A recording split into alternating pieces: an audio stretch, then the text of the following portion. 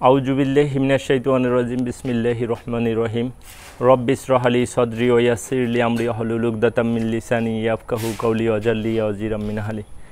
আসসালামু আলাইকুম প্রিয় দর্শক শ্রোতা, ইঞ্জিনিয়ার মোহাম্মদ মুজাহিদুল ইসলাম আপনাদের সাথে আছি পায়রা ফার্ম কলাপাড়া থেকে। প্রিয় দর্শক শ্রোতা, এই মুহূর্তে আমার সামনে 3টি গাছ দেখছেন অফশোর চারা, যেগুলো আমরা প্রস্তুত করতেছি। এই গাছ 3টা গাইবান্ধায় যাবে স্বপন ভাইয়ের জন্য। তো আলহামদুলিল্লাহ এই পাশে এই দেখতে পাচ্ছেন আমাদের বাগানের গাছগুলো। তো একটু বৃষ্টি হচ্ছে এই মুহূর্তে, বৃষ্টি হওয়ার কারণে আমরা গাছগুলো শেডের ভিতরে নিয়ে আসছি, আমাদের এই নিচে বিল্ডিংয়ের নিচে নিয়ে আসছি। এইখান থেকে আমরা প্রস্তুত করে তারপরে কুরিয়ারের মাধ্যমে পাঠাবো।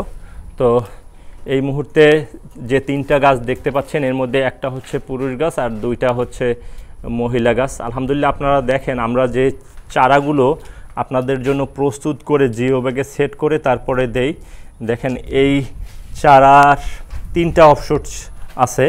এইখানে 2টা অফশোট অলরেডি মাতৃ গাছের সমান হয়ে গেছে, প্রায় 5 ফিটের মতো হয়ে গেছে 2টা অফশোট পাশে। আর নিচে আর একটা অফশোট বের হচ্ছে এইখান থেকে। এই হচ্ছে 3টা অফশোট এই গাছটার। এটা হচ্ছে আজুয়ার লম্বা জাত যেটা, সেইটার একটা।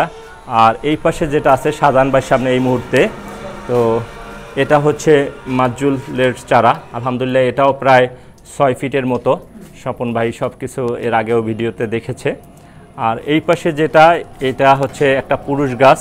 পুরুষ গাছের ফুল এখনও আছে সাথে, যে এই অফশুটে এই বছর যে ফুল আসছিল সেই চিহ্ন এখনও আপনারা দেখতে পাচ্ছেন। আর এই গাছের এটাও প্রায় 60 ফিটের মতো আছে। আপনাদের অবগতির জন্য যেটা আমি দেখানোর চেষ্টা করব, আমরা কিন্তু এই গাছগুলো এই দেখেন যখন লাগাই, গাছগুলো লাগানোর সময় গাছের পাতার কিছু অংশ আমরা কেটে দিই, না হলে এই গাছগুলো অনেক লম্বা থাকে, প্রায় 9-10 ফিটের মতো থাকে। আর এই একটা দেখেন যেটা কাটা হয় নাই, তার মানে এই গাছটা যখন সেট হয়ে যায়, সেট হওয়ার পরে এই নতুন পাতা যেটা আসে সেটা কাটা হয় না। আর পুরনো যেগুলো আছে সব এইভাবে কাটা থাকে। তো মোটামুটি আমরা 7.5 ফিট থেকে 8 ফিট এইভাবে সাইজ রাখার চেষ্টা করি ম্যাক্সিমাম চারা। আর 2-1টা অনেক সময় একটু ছোট থাকে গাছের, যখন আমরা বিচ্ছিন্ন করি গাছ থেকে ওই সময় একটু থাকে এরকম গাছের চারা।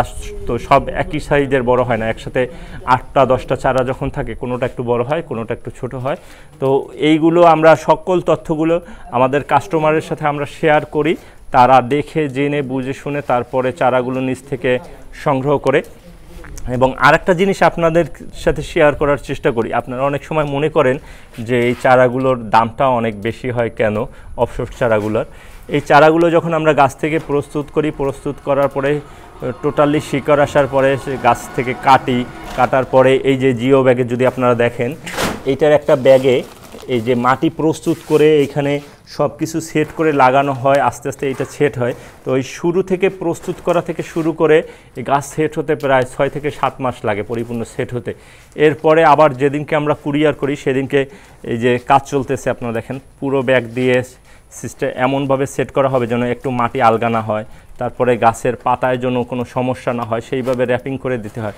এতে প্রায় এই 3টা গাছ প্রস্তুত করতে আমার এই 2 ভাইয়ের প্রায় সারাদিন চলে যাবে, সকল কার্যক্রম শেষ করে বিকেলের দিকে হয়তো বাগানে অন্য কিছু পরিচর্যা করতে পারবে। তো এই 2 জন মানুষের যে পারিশ্রমিক সেটাও কিন্তু এই গাছের কুরিয়ার করার সাথে একত্র হবে। এই সব কিছু মিলিয়ে আমাদের টোটাল কস্টিংটা আমাদের মেনটেন করতে হয়, এই জন্য অফশোট চারার দামটা একটু বেশি হয়।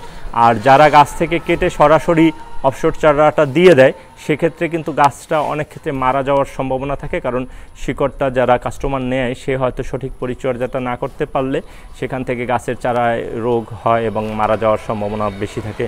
এই কারণেই আমি পরিপূর্ণ সেট করে আপনাদেরকে এই গাছগুলো দিয়ে থাকি। এইভাবে কাজ করব, আমার কাছে যে কয়টা চারা থাকবে ওইভাবে দেব। আমি আমার যোগান অনুসারে, উৎপাদন অনুসারে আমি কাস্টমারদের দিয়ে থাকব। তো ভালো থাকবেন আপনারা। আমার কাজ যদি ভালো লাগে অন্যদের সাথে শেয়ার করবেন, দোয়া করবেন। আর এবছরের মতো মোটামুটি আমাদের বাগানের সব ফলই শেষ হয়ে গেছে, আপনাদের দোয়ায় বিক্রি হয়ে গেছে। ভালো থাকবেন, আল্লাহ হাফেজ। আসসালামু আলাইকুম ওয়া রাহমাতুল্লাহি ওয়া বারাকাতুহু।